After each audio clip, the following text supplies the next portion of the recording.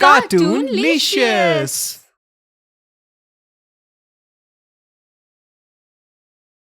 भूमिका दिखने में जितनी खूबसूरत थी उतने ही खूबसूरत थे उसके काले घने लंबे बाल। उसकी चोटी इतनी सुंदर थी कि घुटनों तक आती थी। एक रोज, बाबा, आप मुझे शॉपिंग पर लेकर चल रहे हो ना? अपना वादा आपको याद तो है ना, या भूल गए? अरे नहीं नहीं, तू मेरी इकलौती बेटी है और तेरा कहा मैं कैसे अनसुना कर सकता हूँ। चल मैं बाइक स्टार्ट करता हूँ, तू तब तक जल्दी से बाहर आ जा। भूमिका बाइक पर बैठ गई। तभी उसकी माँ बाहर आकर बोली, अरे भूमिका बेटी, कम से कम अपनी चोटी ऊपर कर ले, कहीं बाइक के पहिए में फंस गई तो गंजी हो जाएगी। कितनी बार कहा है जूड़ा बनाया कर। उफ, न जाने क्या करूं मैं इस लड़की का, मेरी एक भी नहीं सुनती। चली गई ना चोटी को लटकाए। और आखिरकार वही हुआ जिसका डर था। भूमिका बाजार पहुंच भी नहीं पाई थी कि इसकी चोटी बाइक के पिछले पहिए में फंस गई और उसके बाल पहिए में लिपटते चले गए। इससे पहले कि वो कुछ कह पाती, वो बेहोश होकर बाइक से नीचे गिर गई। उसके पिता जगदीश उसे जल्दी से अस्पताल लेकर भागे। डॉक्टरों के इलाज करने के बाद जब भूमिका होश में आई तो वो बिस्तर पर थी और उसके पूरे सर पर पट्टी बंधी थी। उसने हमेशा के लिए अपने खूबसूरत बाल खो दिए। ऐसे ही समय बीता, लेकिन उसके बाल नहीं आए। अब भूमिका चुपचाप रहती थी। वो किसी से ज्यादा बात नहीं करती थी। एक रोज लड़के वाले भूमिका को देखने आने वाले थे। उसकी माँ को लगातार इस बात की चिंता सताई जा रही थी। फिर उसे एक आइडिया आया। वो बाजार गई और लौटकर सीधे अपनी बेटी के कमरे में गई। ये देख भूमिका, मैं तेरे लिए क्या लाई हूं। मैं तेरे लिए विग लाई हूं। देख तो कितने सुंदर और लंबे बालों वाली विग है, बिल्कुल तेरे पहले जैसे बालों की तरह। सच में ये तो बिल्कुल वैसा ही है। लेकिन माँ, लड़के वालों ने ये देख लिया तो? नहीं नहीं, उनसे ये सच्चाई छिपा कर रखना। जब तक तू किसी को बताएगी नहीं तो उन्हें पता कैसे चलेगा। अगले दिन अभिषेक अपने माता पिता के साथ भूमिका को देखने आया। वो उन्हें देखते ही पसंद आ गई। फिर चट मंगनी और पट ब्याह। शादी के बाद सभी नई बहू के लंबे बालों की तारीफ करने लगे। अरे वाह, कितने सुंदर और लंबे बाल हैं सरोज की बहू के। न जाने कहाँ से ढूंढ कर लाई है इसे। ये सुनकर सरोज जल भुन जाती है।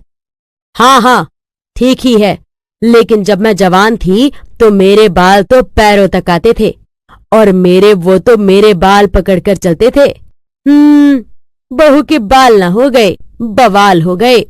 हर जगह अपनी बहू के बालों की तारीफ सुनते सुनते सरोज उससे जलने लगी। एक रोज, बहू, क्यों इतना बोझा लेकर घूमती हो? इन बालों को कटवा क्यों नहीं देती? आप ऐसा क्यों कह रही हैं माँ जी? सब लोग तो मेरी इन बालों की खूब तारीफ करते हैं।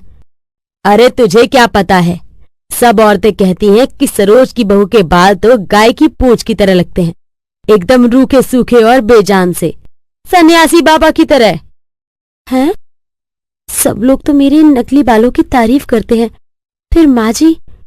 ओह अच्छा, अब समझी। माँ जी मेरे इन बालों को देखकर जलती हैं। अगले दिन भूमिका ने पति अभिषेक के काम पर जाते ही अपने नकली बाल उतारे और उन्हें धोकर पहन लिया। उस रोज उसने बाल खुले ही रखे।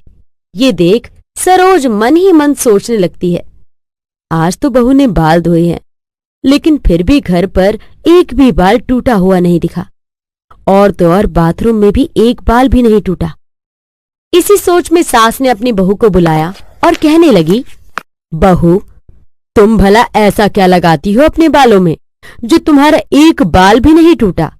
मुझे भी बता दो ताकि मेरे बाल भी तेरे जैसे ही हो जाएं। लेकिन माँ जी, आप ही तो कहती हो कि मेरे बाल एकदम रूखे सूखे बेजान हैं और सन्यासियों की तरह लगते हैं, तो फिर आप क्यों चाहती हो कि आपके बाल भी मेरी तरह ही हो जाएं? ठीक है, नहीं बताना तो मत बता, इतना भाव क्यों खा रही है? सरोज गुस्से में वहां से चली गई। बड़ा घमंड है ना इसे अपने लंबे बालों पर। मैंने भी इसे गंजा न कर दिया तो कहना। अब सरोज अपनी बहू पर नजर रखने लगी। वो उसके कमरे में ताका झांकी करती थी। आखिर वो कौन सा तेल, कौन सा शैम्पू अपने बालों में लगाती है?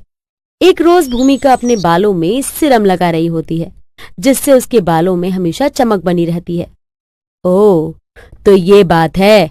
ये कमबख्त ये सब लगाकर अपने बालों को सुंदर बनाकर रखती है। अब देखो मैं क्या करती हूँ। सरोज बाजार से बाल उड़ाने वाली दवा ले आई और उसने अपनी बहू के उस सिरम की बोतल में मिला दिए, जिसे वो अक्सर लगाती थी। अब आएगा मजा। बड़ा इतराती थी ना अपने बालों पर। ऐसे ही 10 दिन बीत गए, लेकिन भूमिका के बालों में रत्ती भर भी फर्क नहीं आया। ये देख सरोज ने सोचा, पता नहीं कैसे बाल हैं इस कमबख्त के, कुछ असर ही नहीं हुआ। अगले दिन भूमिका घर के काम काज में लगी थी। काम करते करते उसने अपनी चोटी को पीछे की तरफ फेंका कि पीछे रखे फूलदान में उसकी चोटी लग गई, जिस कारण फूलदान नीचे गिर गया और वो टूट गया। हे राम, मेरा इतना महंगा फूलदान तोड़ दिया तूने बहू। माफ करना माँ जी, वो चोटी पीछे करते वक्त कब उसमें जा लगी पता ही नहीं चला। फिर कुछ दिन बाद भूमिका अपने बालों में तेल लगा रही थी, तो उसकी सास ने उसको ऐसा करते देख लिया। ओह, तो ये इसके इन खूबसूरत बालों का राज।